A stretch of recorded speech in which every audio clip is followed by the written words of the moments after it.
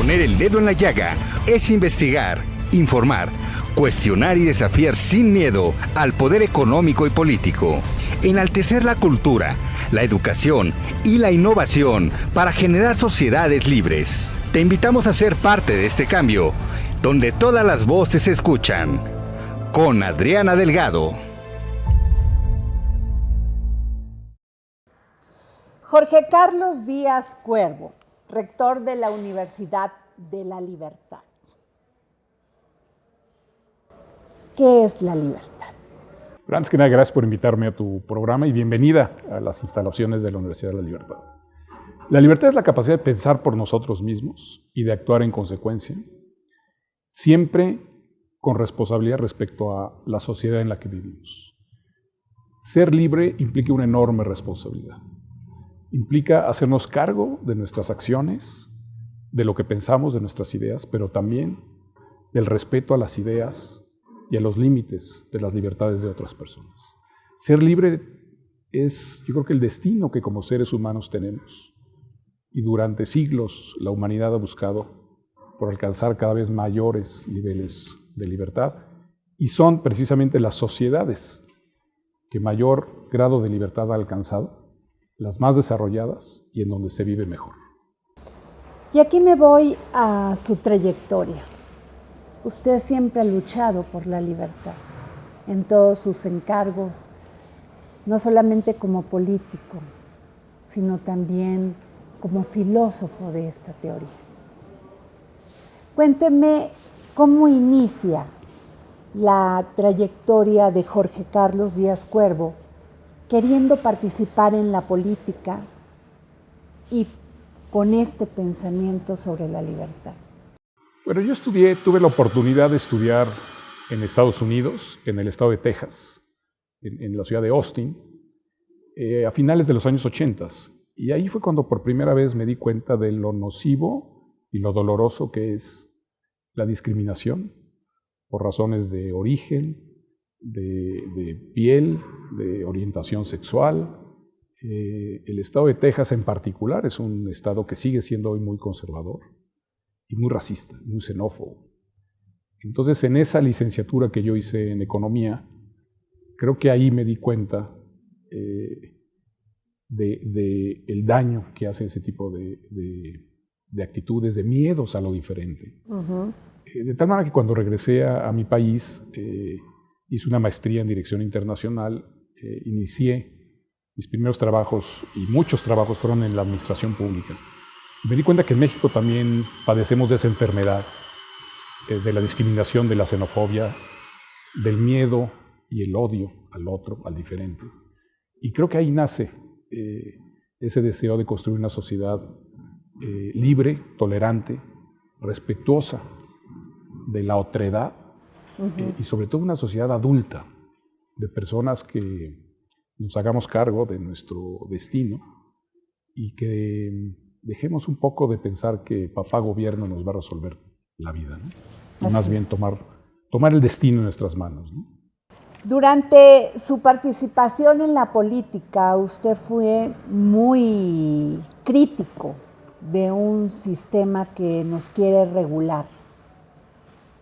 Y empezó en ese momento el debate de las drogas, de la libertad de aquellos para poder saber cuándo la consumimos y cómo la consumimos. Esto es muy polémico. Cuéntenos. Es polémico porque nos hemos acostumbrado a esta visión paternalista en donde el gobierno juega el rol de un papá tradicional que nos dice a menores de edad cómo debemos vivir, cómo debemos comportarnos, qué es lo bueno y qué es lo malo, qué es lo decente, el modelo decente de vida y el indecente. Y pues si reconocemos lo que ha pasado, sobre todo en Europa, a finales de los 70s, de los 80s, con todos estos movimientos de libertad social, pues yo me di cuenta que México tenía que seguir por ese camino, que era un camino mucho más esperanzador para nosotros mismos y para nuestros hijos.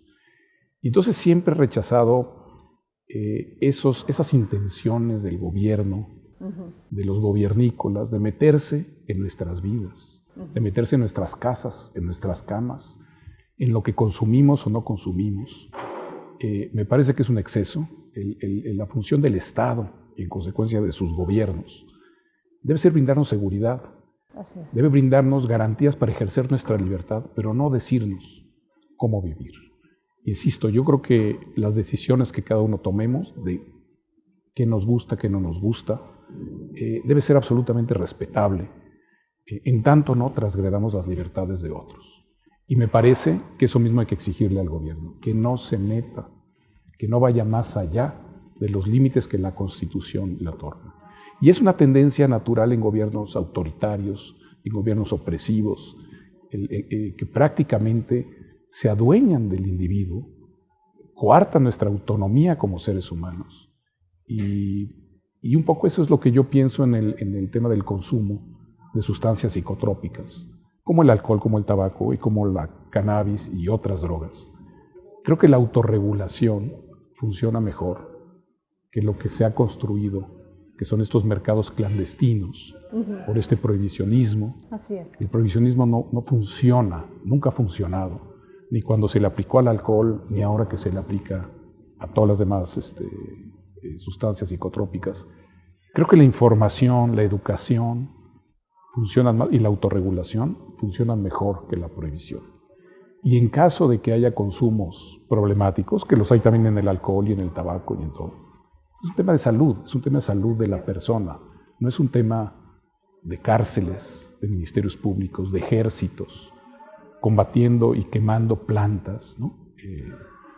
Creo que es momento de que la humanidad en general replantee y construya una nueva relación con estas sustancias que han estado con nosotros desde que la humanidad pisa este planeta.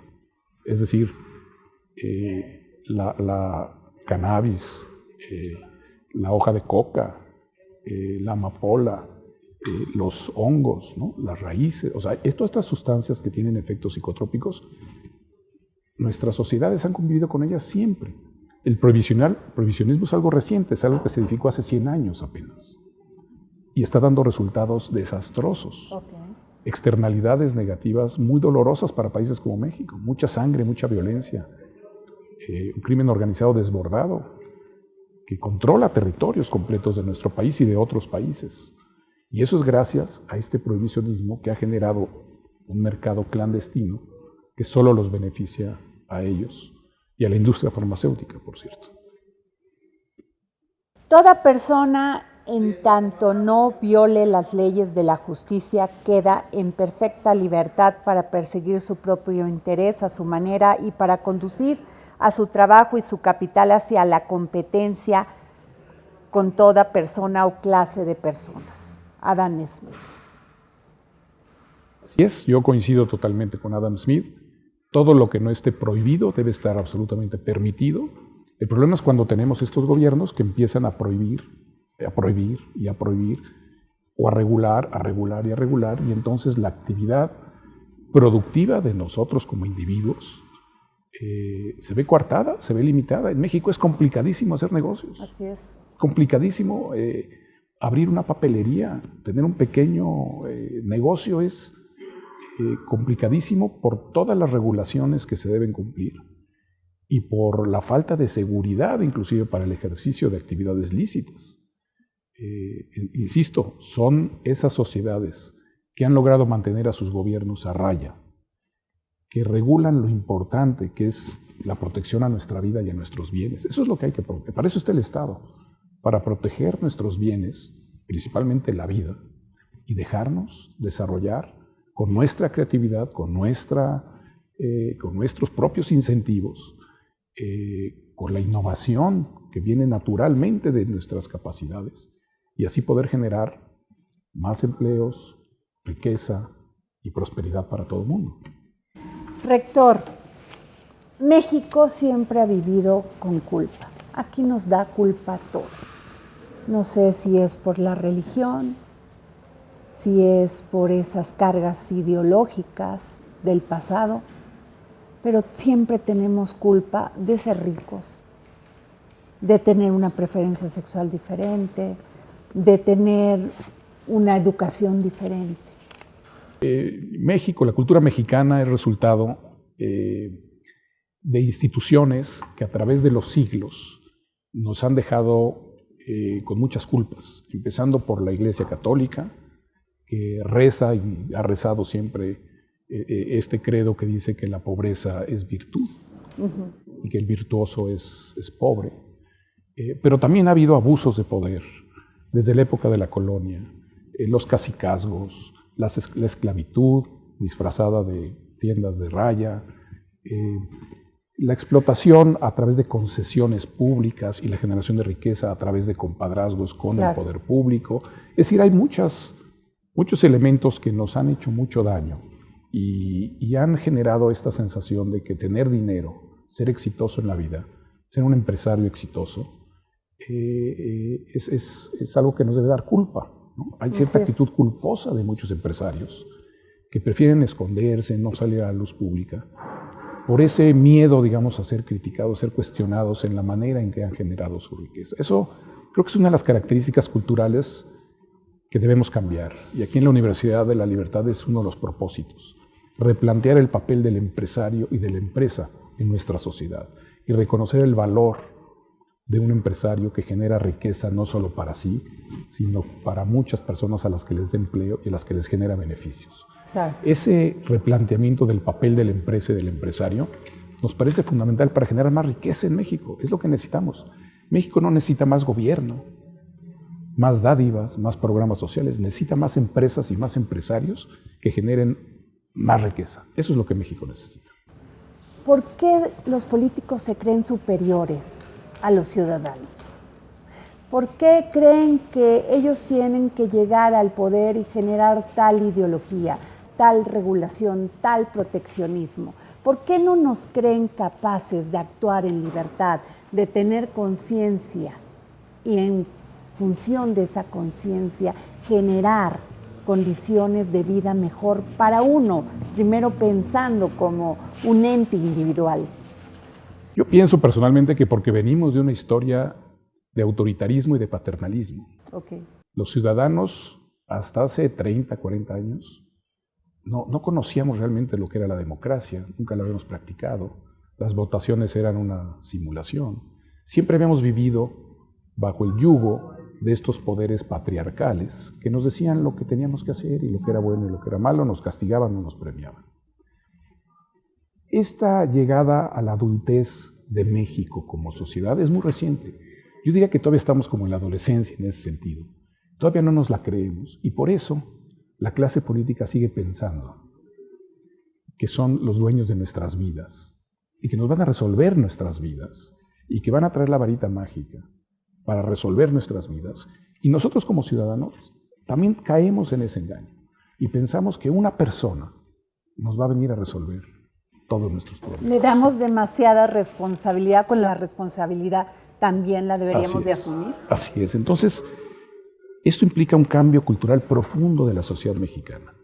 Entender que el gobierno es empleado de nosotros, que nosotros somos los jefes de ellos, pero que nosotros somos los dueños de nuestros destinos y que lo único que nos debe proveer el Estado, que por cierto no lo hace, es seguridad patrimonial y seguridad en nuestras vidas, en nuestros físicos. Ese es el papel fundamental del Estado y el Estado mexicano ha fallado en eso brutalmente. Pero quiere meterse a regular lo que consumimos, lo que comemos. Y ser empresario, que lo hacen muy mal además. Hasta los libros de texto que deben leer nuestros niños y además lo hacen mal. Entonces, detener esos impulsos, digamos, autoritarios, patriarcales del gobierno, creo que es la función de nosotros como ciudadanos, si queremos realmente construir una democracia liberal, una democracia como las que han generado las mejores condiciones de vida en el mundo. Ricardo Salinas, generador de ideas, generador de proyectos, generador de propuestas. Creó esta universidad donde usted es el rector. Cuénteme cómo fue el andamiaje para hacer todo esto. Empezaría por decir que Ricardo Salinas es una persona muy especial porque no solo es un gran empresario exitoso, pero también es un hombre de ideas. es un hombre que piensa, que construye ideas, que asume la libertad como el destino de su vida. Entonces es esta mezcla de intelectual con empresario, que pocas veces se ve, digamos, en el mundo de los empresarios o en el mundo de la intelectualidad, que no saben hacer negocios, ¿no? Entonces él tiene estas dos características que lo hacen, desde mi punto de vista, una persona muy pertinente para el México de hoy, porque, insisto, no solo tiene empresas que emplean a decenas de miles de personas, que generan mucha riqueza, muchos beneficios en términos de los productos y servicios que vende, y lo diversificado que está el Grupo Salinas, sino que le apuesta a proyectos de generación de valor social y de valor ambiental, como hace 30 años Plantel Azteca, de donde se han graduado de preparatoria más de 30,000 jóvenes que hoy son exitosísimos. Está también la Fundación Azteca, está el Colegio Humanity, y están programas sociales como Caminos de la Libertad, como Quibernus, impulsando líderes jóvenes, como Arte y Cultura, como el Festival de las Ideas, y ahora como la Universidad de la Libertad. Es decir, es un empresario con ideas y con una conciencia social, como yo creo que no hay otro en México. Él nunca ha pensado ni en irse del país, ni nada de eso. O sea, él es un mexicano convencido de que su país puede ser mejor y le invierte a eso, y le invierte decididamente a la educación y a la formación de hombres y mujeres libres, porque él está convencido de que lo que México necesita son más empresarios exitosos como él. ¿Me puede hablar de cuál es la visión de la Universidad de la Libertad? Bueno, queremos atraer a personas, a mentes inconformes. Para nosotros es muy importante el carácter de las personas que decidan ser estudiantes aquí en la Universidad de la Libertad. Nos fijamos más en el carácter de ellos que en las calificaciones de su preparatoria. Es decir, queremos a hombres y mujeres inconformes, que no estén contentos con lo que pasa en su país, pero que además que tengan el carácter para decir: yo quiero cambiar las cosas, quiero cambiar mi entorno, quiero que México sea un mejor país, quiero que mi entorno mejore decididamente. Porque sentimos que ese carácter y esa convicción de que carácter es destino es lo que se requiere en un empresario exitoso, que esté dispuesto a intentar y a fracasar, inclusive varias veces, versus la persona que simplemente va a seguir lo que le digan que haga y se va a conformar con lo que haya. Entonces, esta va a ser una institución de educación superior que va a forjar y va a acabar, digamos, de construir a esas personalidades con las ideas, las habilidades y las herramientas que requiera para ser empresarios o directivos de empresas muy exitosos. La primera licenciatura que se va a impartir aquí en la Universidad de la Libertad es Desarrollo de Negocios e Innovación, la cual busca construir y fomentar el espíritu emprendedor. Sí, mira, ¿Qué va a abarcar la Universidad de la Libertad? Diseñamos un programa en innovación y desarrollo empresarial que tiene cursos individuales, que tiene secuencias de cursos que les llamamos hikes, experiencias de alto impacto, que tiene una licenciatura en innovación y negocios y que tiene especialidades en blockchain y negocios, en ciencias de datos, en finanzas, en empresas familiares, en empresas inmobiliarias. Es decir, es un programa enfocado en la innovación y los negocios, pero que tiene distintos productos. Porque lo que queremos es que las personas que vengan a la Universidad de la Libertad no vengan a cursar programas estrictos, fijos, restrictivos, sino que vengan a tomar los cursos y las secuencias de cursos que mejor les vengan a su desarrollo personal. Y si están aquí un trimestre o 2 trimestres o 10 años, por nosotros perfecto. Queremos darles las herramientas, las ideas y las habilidades para que sean exitosos allá afuera. No queremos tenerlos aquí 4 años, bajo el método tradicional, tomando apuntes, memorizando un día antes del examen, para pasar exámenes y que se les olvide todo el día siguiente. Ese modelo tradicional ya no sirve en México. necesitamos desarrollar habilidades como pensamiento crítico, pensamiento profundo, pensamiento aritmético, pensamiento complejo, habilidades de comunicación, habilidades de negociación y de resolución de conflictos. Queremos desarrollar individuos que tengan muy claro el valor y la importancia de la libertad y de la historia de la libertad, de la filosofía detrás de la libertad, la parte política y la parte económica del pensamiento liberal. Y luego les queremos dar las herramientas de finanzas, contabilidad, mercadotecnia, operaciones, etcétera, que son fundamentales para que sean empresarios exitosos o directivos de empresas exitosos. La Universidad de Minerva tiene una alianza con la Universidad de la Libertad. La Universidad de Minerva es la primera, el número 1 en universidades en todo el mundo. Somos muy afortunados de poder traer a México el modelo Minerva. Minerva es la universidad número 1 del mundo en innovación educativa, revolucionario en la manera de aprender, de desarrollar habilidades, y seremos la universidad que traiga esos modelos a México. Minerva es una universidad joven, tiene 15 años y ya está rankeada por encima de Harvard y de Stanford y del MIT en innovación educativa, y eso creo que vino muy bien con la visión de Ricardo Salinas de lo que quería que sucediera o lo que quiere que suceda en la educación superior en México. Una educación intencional, es decir, nada de lo que sucede aquí carece de una intención de aprendizaje perfectamente definida. Una educación activa.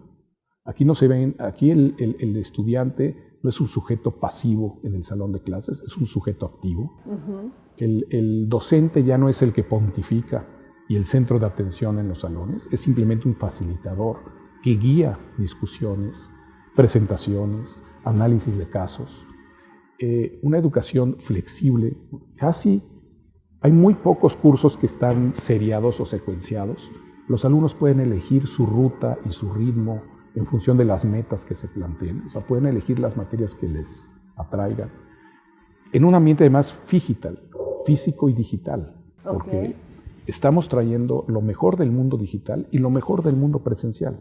Este campus está diseñado por Rosa Bosch, la arquitecta más reconocida en el mundo en el diseño de espacios educativos, precisamente para hacer coincidir el mundo digital, del cual no nos podemos ya hoy en día hacer a un lado, pero también el valor de lo presencial. Entonces, con la más alta tecnología, este es un campus que nos permite desarrollar habilidades para ser exitosos en ambos mundos, en el mundo digital y en el mundo físico. Así es. Rector, los jóvenes en México,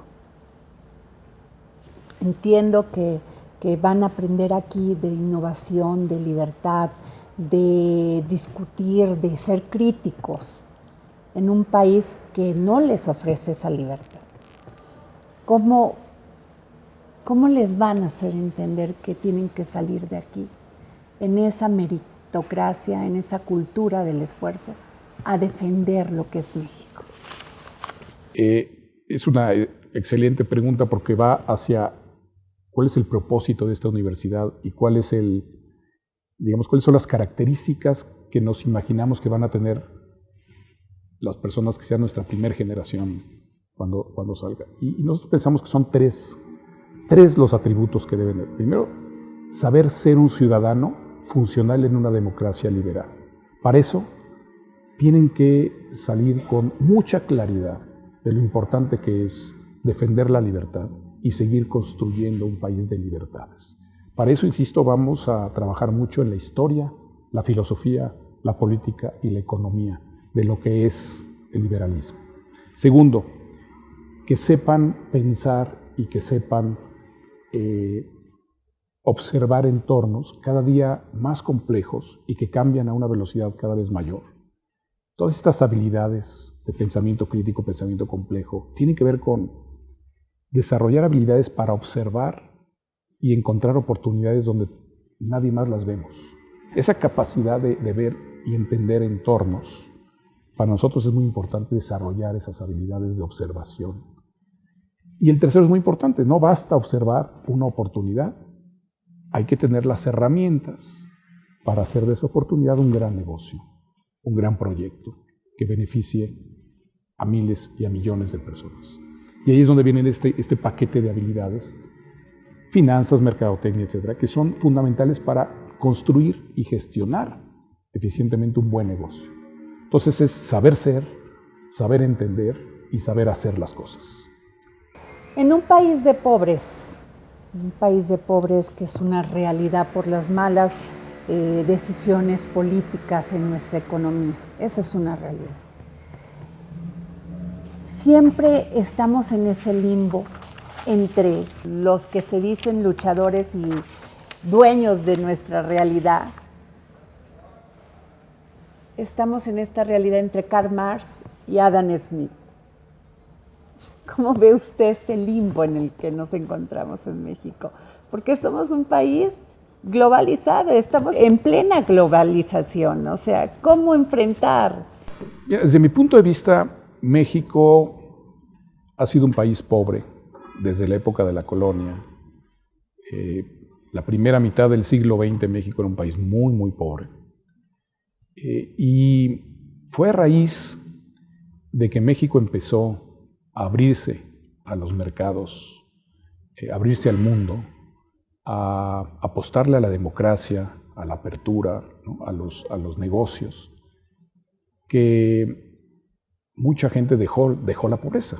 Seguimos siendo un país pobre, pero creo que ha quedado demostrado que las etapas de mayor crecimiento económico, de mayor libertad empresarial, de más y mejores tratados de libre comercio con el mundo, es lo que nos han dado fortaleza, nos han generado millones de empleos y han sacado a mucha gente de la pobreza. Yo creo que ese es el camino.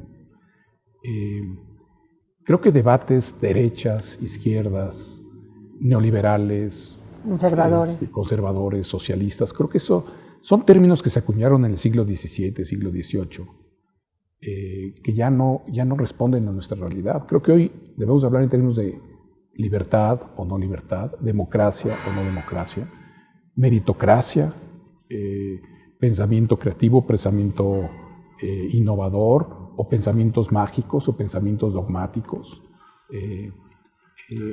México tiene que deshacerse de todas esas telarañas mentales, de todas esos dogmas, esos prejuicios, esa idea mágica de que ese odio que nos genera que a otro le vaya bien. Creo que por ahí debería ir más la reflexión de hacia dónde queremos seguir construyendo esta sociedad y no seguir atorados en discusiones del siglo pasado, de si somos de izquierda o somos de derecha. A ver, necesitamos más mercado, necesitamos más competencia, necesitamos que la meritocracia sea la verdadera fórmula para tener éxito y para prosperar en la vida. Debemos combatir estas ideas paternalistas o de dependencias nocivas, ¿no?, del Estado para sobrevivir. Y creo que los mexicanos han dado muestras de que lo único que no les falta son deseos de prosperar y de tener éxito y de trabajar. Lo que no tienen a veces es oportunidades. Así es. Porque los gobiernos se encargan de coartar esas libertades y de tratar de mantener cautivos y dependientes de ellos a ciertas personas para fines electorales simplemente. Esa dependencia, digamos, esa gestión de la pobreza y de las necesidades de las personas, a mí son de las cosas que más me indignan de mi país y que yo deseo que cambie pronto, y solo va a cambiar si le apostamos, insisto, a construir una democracia de carácter liberal, en donde cada individuo se sienta autónomo, dueño de su destino, y que sepa que el mérito es la medida sobre la cual va a poder prosperar o no. Este es un punto muy importante, rector de la Universidad de la Libertad. Al principio hablamos del tema del proteccionismo, de la regulación, y esto genera corrupción. Los jóvenes han aprendido en este país, muchos jóvenes, que si no se tranza, no se avanza. ¿Qué herramientas les va a dar la Universidad de la Libertad para quitar ese pensamiento de sus vidas, que ese germen de la corrupción no florezca en ellos? Pues de entrada tenemos, como creo que ninguna universidad en México, tenemos 2 cursos que hablan sobre la honestidad personal y la honestidad en los negocios. Y es un curso interesantísimo porque toma como objetivo de aprendizaje la honestidad, pero lo lleva en distintos cursos. Entonces, ¿qué significa ser honesto con nuestra pareja? ¿Qué significa ser honesto con nuestros hijos o nuestros padres? Pero también, ¿qué significa ser honesto con las personas que colaboran con nosotros? ¿Qué significa ser honesto con un competidor? Con la competencia. ¿Qué significa ser honesto con el gobierno, ¿no? En términos de pagar impuestos? Creo que es una reflexión que en México se hace poco y que espacios como el de la Universidad de la Libertad deben dedicarle muy buen tiempo y muchos recursos a reflexionar si realmente esos modelos de corrupción que norman la vida de muchas personas en México, en donde se da como un hecho que el que no tranza no avanza y que es válido saltarse la línea, ¿no? Y llegar primero que los demás que están formados, o que la forma más sencilla de resolver un problema es dándole una mordida a algún funcionario público. Creo que esas prácticas solo se van a poder resolver reflexionando sobre ellas y comprometiéndonos cada uno de nosotros en lo personal con una actitud de vida y una forma de vida en donde rechazar la corrupción tiene que ser un instinto como el de comer o tomar agua. O sea, debe ser parte de nuestro ser de cada individuo y no una obligación que nos digan, sino tenemos que interiorizar ese valor de la honestidad como parte fundamental de nuestra vida, como respirar. Y el día que logremos eso, que cada uno de nosotros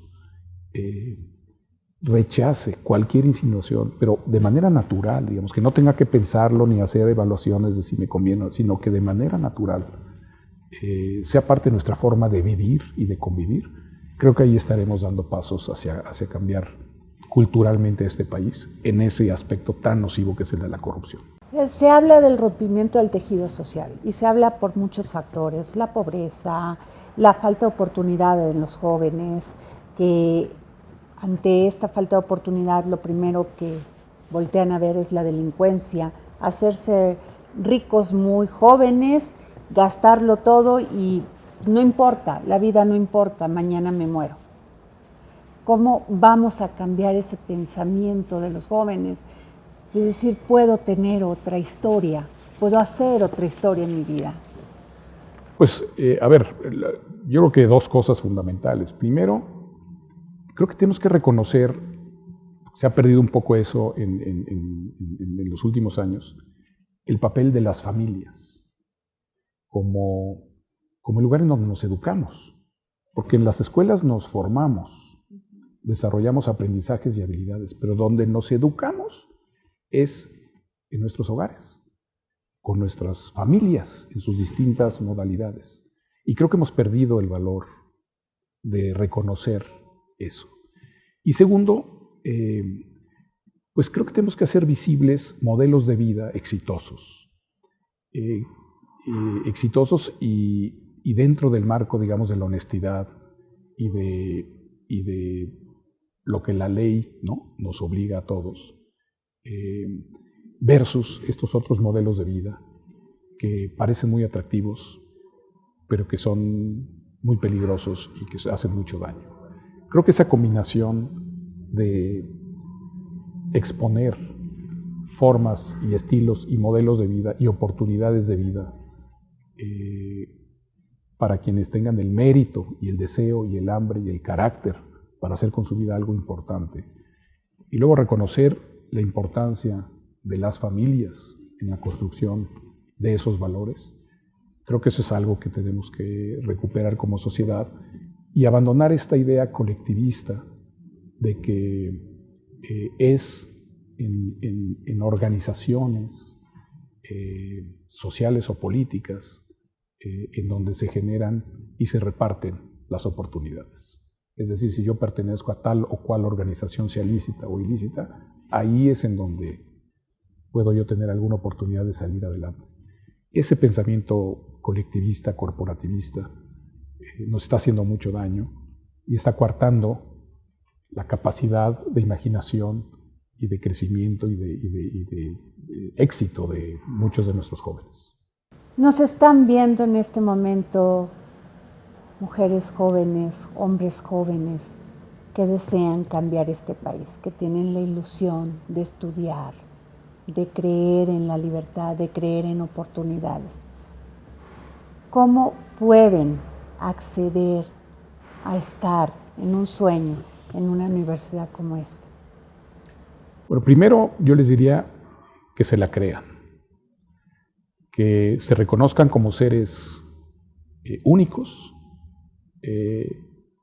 Las personas no somos iguales unas a otras, cada uno de nosotros tiene un talento o varios talentos distintos a otras personas, que reconozcan en dónde están sus fortalezas, que se la crean y que decidan salir a tener una vida de éxito a partir del mérito, del carácter, de estar dispuestos a fracasar tantas veces como sea necesario, aprender de esos fracasos, siempre a partir de una visión de a dónde quieren llegar, qué quieren lograr, y sobre todo que entiendan en la competencia un ámbito en el que van a ser mejores si compiten contra otros, que no caigan en la complacencia ni en, digamos, en sentirse cómodos, ¿no? Simplemente haciendo lo que les digan que tienen que hacer, que echen a andar su imaginación, su creatividad,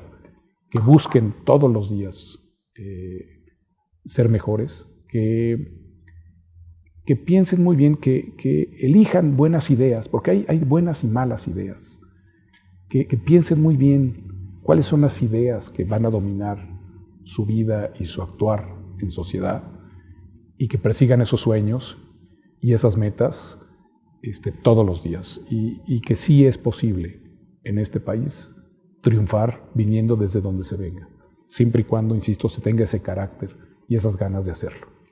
En esta primera etapa de la Universidad de la Libertad, rector Jorge Carlos Díaz Cuervo, entiendo que va a iniciar con esta carrera que ya mencionamos, pero va a haber posgrados Sí. Para todas aquellas personas que ya tenemos una licenciatura, pero que no nos es suficiente y queremos estudiar más, prepararnos más.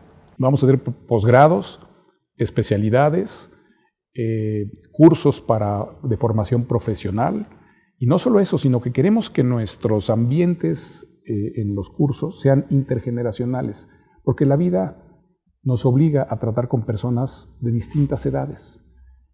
Y yo creo que es un error que la educación superior en México siga siendo un espacio como una continuación de la preparatoria, en donde solo se llevan con personas de la misma edad. Aquí van a poder convivir con personas que ya tuvieron experiencias en distintos ámbitos de los negocios, con personas que ya pusieron un negocio, que ya fracasaron un negocio, que ya triunfaron en 3 negocios, de tal manera que eso enriquezca la interacción, compartan experiencias, de tal manera que, insisto, nuestro programa es como un gran paraguas.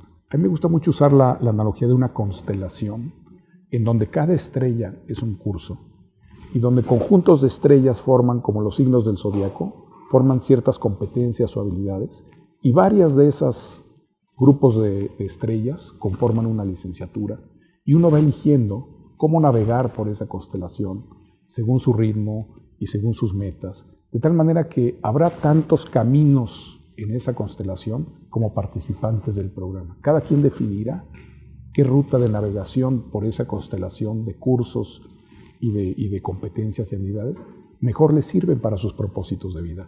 Y no los queremos tener aquí encerrados, queremos que vayan y trabajen, y tengan experiencias de trabajo y pongan negocios, o sea, y que vayan a estudiar fuera del país. O sea, queremos que la vida está allá afuera, queremos aquí dar las herramientas, pero queremos que también vivan esas experiencias allá afuera.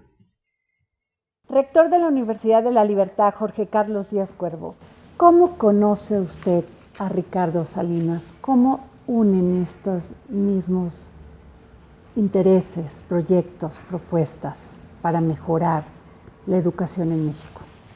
Es muy interesante. La primera vez que yo entré en contacto con Ricardo Salinas fue cuando yo era diputado en la Asamblea Legislativa y estábamos promoviendo una agenda de libertades que logramos llevar a cabo en esa cuarta legislatura. Hablo del 2006 al 2009, en donde se logró despenalizar el aborto, las sociedades de convivencia, los divorcios incausados.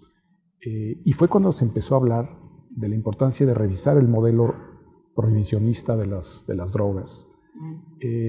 Después, cuando hice mi doctorado y se publicó el libro sobre drogas, caminos hacia la legalización, tuve la oportunidad también de tener una conversación con él sobre esos otros caminos que podríamos estar explorando para tener una relación distinta con estas sustancias en México y en el mundo.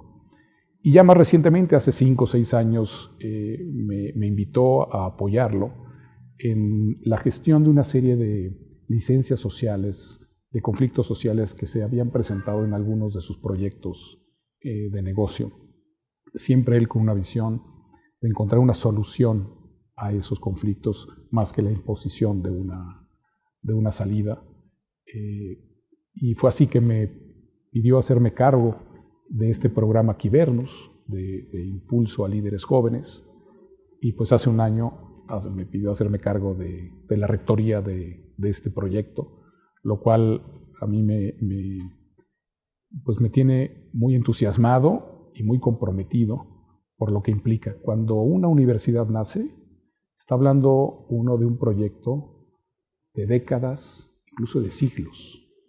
Esta universidad nacerá ahora el 4 de septiembre, pero solo imaginarme la cantidad de generaciones y de personas que cursarán o que vivirán estas experiencias de aprendizaje en estos espacios y en otros seguramente, pues me emociona mucho ser parte, insisto, del nacimiento de un proyecto de tan largo aliento. Sabemos que la biblioteca, que es una de las grandes pasiones de Ricardo Salinas, los libros, leer constantemente filosofía, literatura, historia, pero sabemos que la biblioteca de esta Universidad de la Libertad es impresionante. Cuéntenos. Sí, como toda universidad, creo, es muy importante este espacio en el que se rinde homenaje a un símbolo, a un instrumento que creo que no hay otro mejor símbolo de lo que representa la prosperidad y el desarrollo de la humanidad. Porque es en los libros en donde quedan plasmadas las buenas ideas, las ideas que cambiaron al mundo, las teorías, ¿no?, que revolucionaron la manera en que vivíamos, desde la Ilustración hasta acá. Entonces, un libro es mucho más que un objeto de entretenimiento, es la expresión del deseo del ser humano por pensar las cosas, por expresar esas ideas y esos pensamientos y de compartirlas con más personas que a partir de esas ideas y de esos descubrimientos puedan seguir construyendo mejores sociedades. Entonces, por supuesto, la biblioteca de la Universidad de la Libertad ocupa un lugar central aquí en nuestro campus y representa eso, representa el anhelo de que en estos espacios se construyan más y mejores ideas y que queden plasmadas para futuras generaciones en libros y ahora pues también en archivos digitales. ¿Qué es para Jorge Carlos Díaz Cuervo, rector de la Universidad de la Libertad, la prosperidad incluyente? Pues es un término muy poderoso porque implica que el generar riqueza, si no es una riqueza que impacta a otras personas más que a uno, realmente no es riqueza. Un empresario realmente es un actor social que genera beneficios, mucho más beneficios para otras personas que las que genera para sí mismo. Si ustedes analizan la cantidad de recursos que genera Grupo Salinas con sus empresas y cómo esos recursos sirven para producir bienes y para pagar salarios y rentas y transportes, pues el impacto que genera una buena empresa, una empresa sana, una empresa productiva, se multiplica varias veces. Y eso es la prosperidad incluyente, la prosperidad que nos incluye a todos.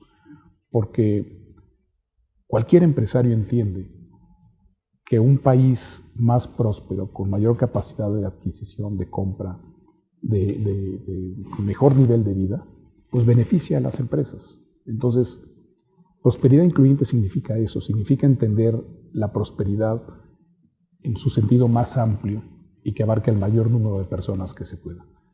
Es decir, que nos vaya mejor a todos, no nada más a unos cuantos. ¿Cuál es su libro favorito? Híjole, que lo ha marcado. Tengo varios libros, pero recientemente me dejó impresionado la obra en 7 tomos que le valió el premio Nobel a Winston Churchill, en donde plasma sus memorias de vida desde principios del siglo XX hasta sus últimos momentos al frente de la Gran Bretaña.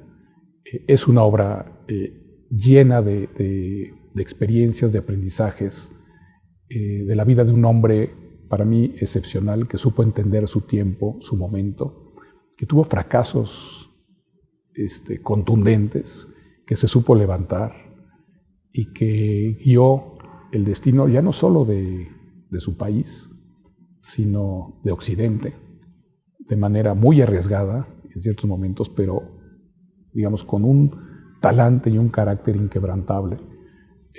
Me parece que esa obra,